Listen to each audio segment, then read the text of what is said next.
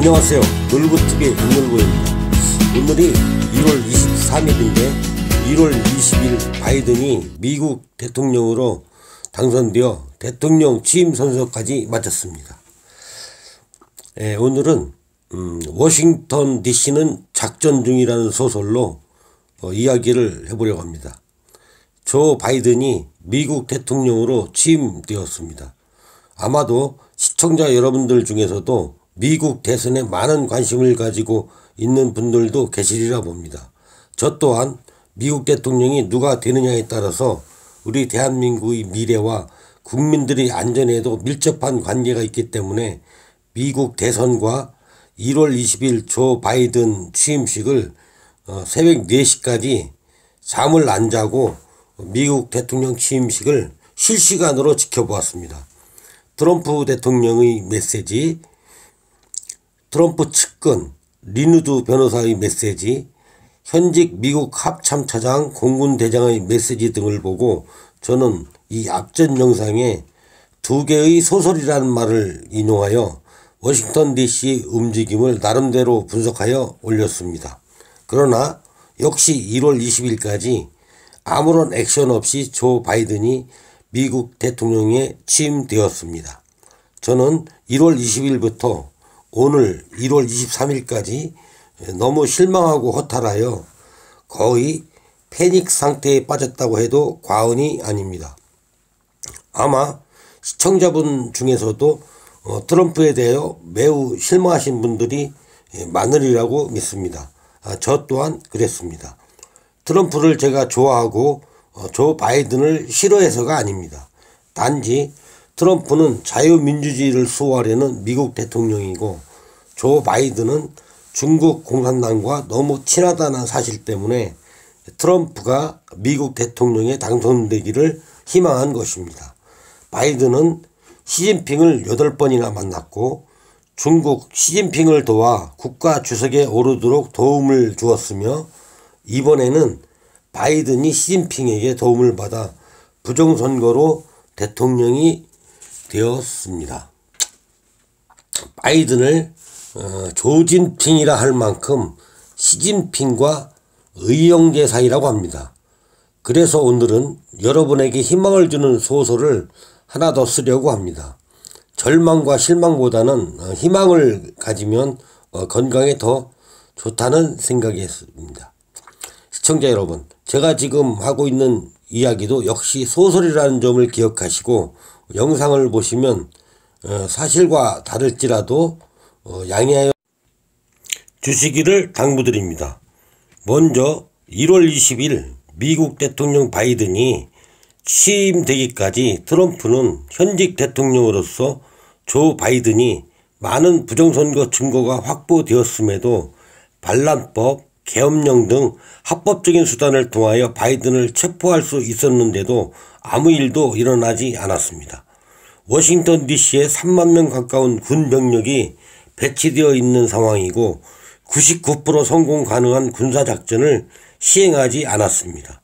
그 이유는 트럼프 대통령의 애민정신, 즉 국민의 생명을 존중하는 마음에서 매우 고민했다고 합니다.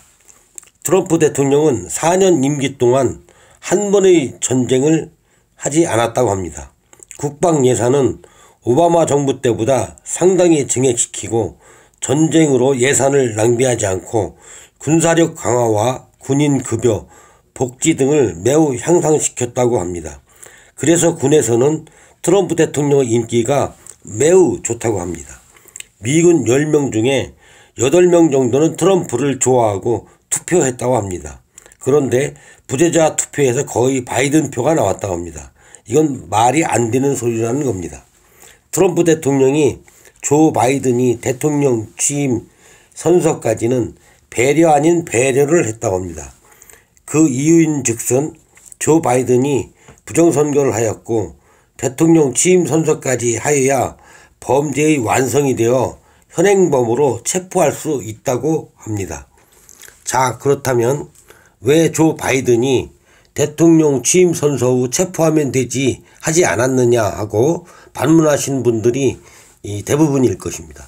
저도 그러기를 학수고대하면서 조 바이든 취임식을 새벽 4시까지 잠도 자지 않고 실시간 방송을 보았습니다. 역시 아무 일도 일어나지 않았습니다. 여기서 트럼프 대통령이 젊은 군인들의 생명을 존중한다는 면모를 볼 수 있습니다. 트럼프는 박정희 전 대통령이나 전두환 전 대통령처럼 군 장성 출신이 아닙니다. 4번이나 부도나고 다시 일어난 끈기 있는 성공한 기업가입니다. 그래서 시간이 좀 더 걸리더라도 젊은 군인들을 단 한 명이라도 희생시키지 않고 군사작전을 시행하는 전략을 썼다고 합니다. 대단하지 않습니까? 국민을 사랑하는 마음이 지극한 대통령임을 저는 이제서야 알았습니다. 그래서 시간이 좀 흘렀다는 것뿐입니다. 제가 지금 나름대로 트럼프가 여전히 미국 대통령이고 워싱턴 DC를 포함한 미국 전역이 국가 비상사태나 계엄령이라는 사실을 그 근거를 몇 가지 말해보려고 합니다. 첫 번째는 트럼프 대통령은 1월 20일 취임 연설에서 I will be back. 나는 곧 돌아와 여러분과 만나게 될 것입니다. 하면서 플로리다 별장으로 대통령 전용기를 의미하는 에어포스 1을 타고 떠났습니다. 그것도 다음 미국 대통령 조 바이든에게 인계할 핵가방을 들고 떠났습니다. 트럼프 대통령이 바보인가요? 대통령직을 그만두었으면 핵가방을 들고 퇴임한 것은 있을 수 없는 일입니다. 여전히 대통령이란 의미입니다.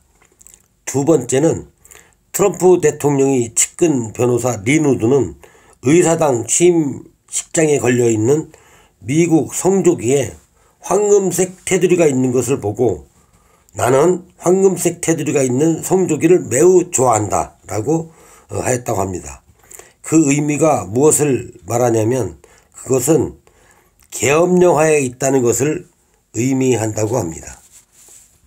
미국에 있는 시민들은 그 의미를 대부분 안다고 합니다.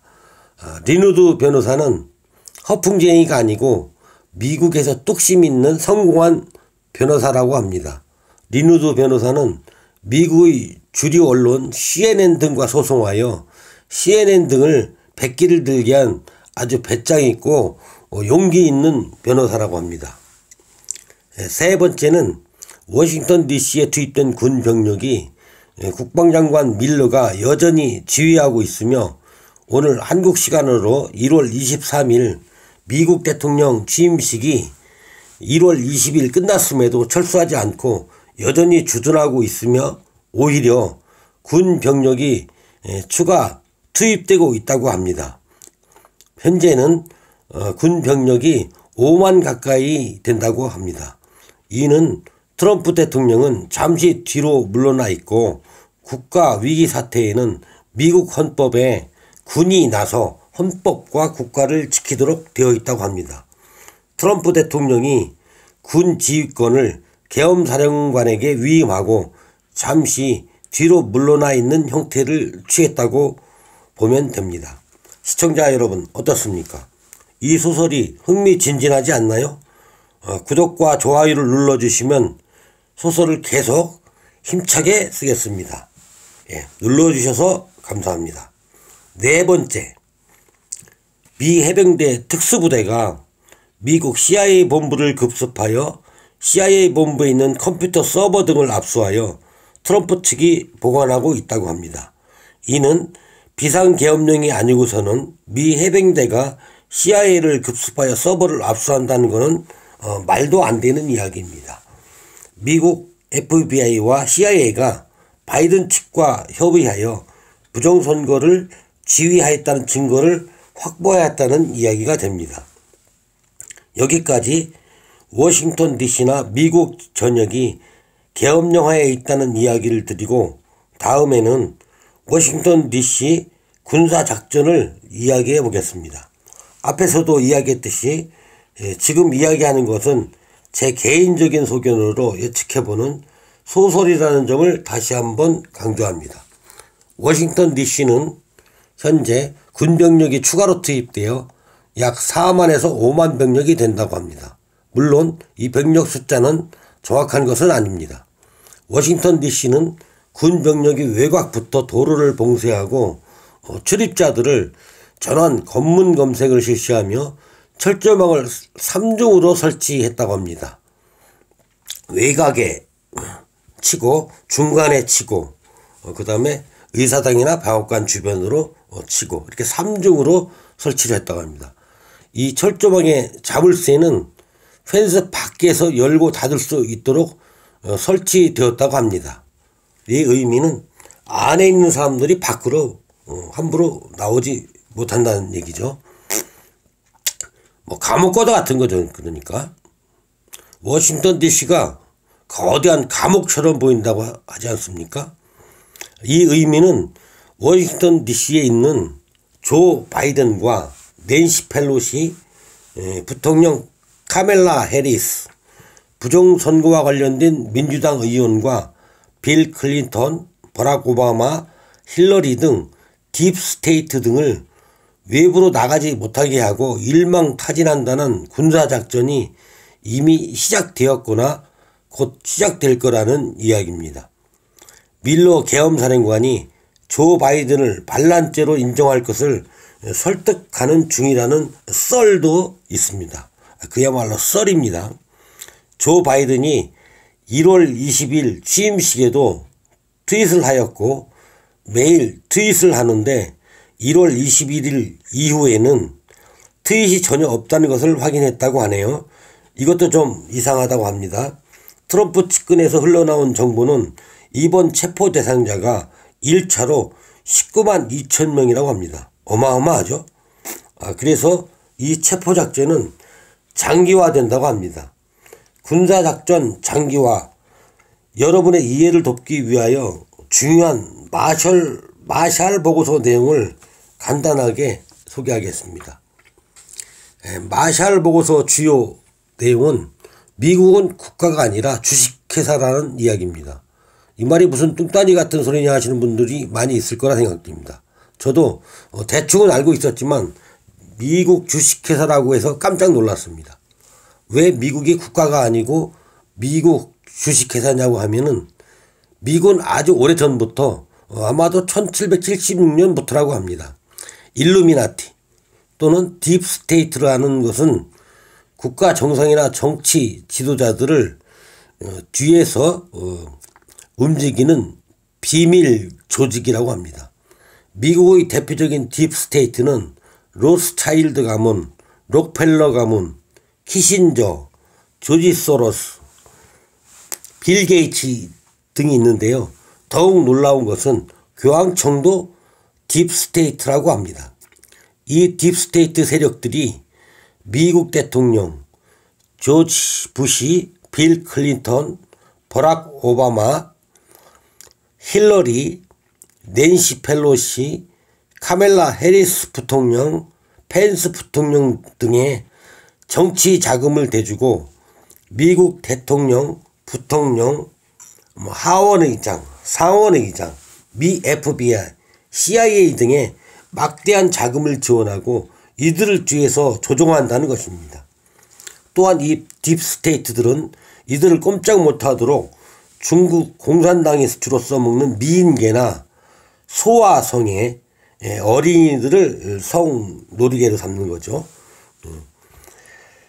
더욱 놀라운 사실은 어린이들을 성놀이개로 삼고 죽여서 피를 마시면 회출한다고 하여 그들만의 의식을 치른다고 합니다. 경악할 노릇이죠. 거의 미 고위층들이 이런 악마와 같은 행동을 한다고 합니다. 지금 이야기는 어디까지나 소설입니다. 이 마샬 보고서에는 워싱턴 DC 도시 전체가 거의 대부분이 딥스테이트의 소유라고 합니다. 로스차일드 가문 등의 재산이 5경이라고 합니다. 5경이라는 돈이 얼마나 되느냐? 세계 인구 20억 명에게 500만 원씩을 주고도 남는다고 합니다. 어마무시하죠. 그래서 트럼프 대통령은 미국 주식회사가 아니라 미 공화국을 건설하여 미국의 공화국 대통령이 되려고 한다는 것입니다. 그래서 이 군사작전은 트럼프의 신의 한 수와 같은 전략이며 하느님이 주신 지혜를 가지고 이 미국의 거대한 딥스테이트 조직과 전쟁을 하고 있다는 것입니다. 이것을 이미 알고 있는 트럼프 대통령은 2020년 미국 대선 부정선거 외에도 종전 12년간의 부정선거 여부를 철저히 조사하여 120일 이내에 트럼프에게 보고하라는 행정명령을 이미 사인했으며 조사를 실시 중이라고 합니다. 종전 12년간의 부정선거 조사를 하는 목적은 이 딥스테이트를 이번 기회에 일망타진하여 새로운 미국 국민을 위한 미공화국을 건설한다는 뜻이라고 합니다. 이 소설이 놀랍지 않나요? 아직도 구독, 좋아요를 누르시 않은 분들은 돈이 들지 않으니 팍팍 눌러주세요. 그래서 이 군사작전은 워싱턴 DC를 완전 봉쇄하여 반란법에 의거 워싱턴 DC의 딥스테이트를 바이든 당선 취임식에 초대되어 올 때 체포함과 동시에 이 세력들의 재산을 몰수할 수 있는 행정명령을 2018년에 이미 발동했다고 합니다. 그래서 워싱턴 DC 군병력은 바이든 취임식이 끝났는데도 추가로 계속 증강, 배치되는 이유라고 생각합니다. 트럼프 대통령이 이 딥스테이트 세력, 부정선거 관련자, 중국 공산당, 독일, 이탈리아, 이란, 교황청 등 세계적으로도 체포작전을 수행하고 3월 4일쯤에 미 공화국 대통령으로 추대된다는 이야기입니다. 아마 여기서 대한민국 대한항공도 관련이 되어 있는 것으로 알고 있는데 향후 조사가 어떻게 될지 두고 봐야 할 것 같습니다. 그래서 트럼프 대통령은 I will be back, 머지않아 곧 여러분과 만날 것이다 라는 메시지를 남겼다는 이야기입니다. 그래서 또 트럼프 대통령은 최후의 순간은 아직 오지 않았다라고 한 것입니다. 시청자 여러분, 조급하게 판단하지 마시고 느긋하게 마음 먹고 빅쇼를 감상하시기 바랍니다. 이 소설처럼 트럼프 대통령이 혁명을 이루어낸다면 트럼프 대통령은 조지 워싱턴이나 링컨 대통령처럼 미국 역사상 매우 훌륭한 대통령으로 기록될 것입니다. 앞으로 워싱턴 DC나 미국에서 일어나는 일들을 관심 있게 보시면 어느 드라마보다 흥미있을 것 같습니다. 이상으로 이번 소설을 마치겠습니다. 시청해 주셔서 매우 감사합니다.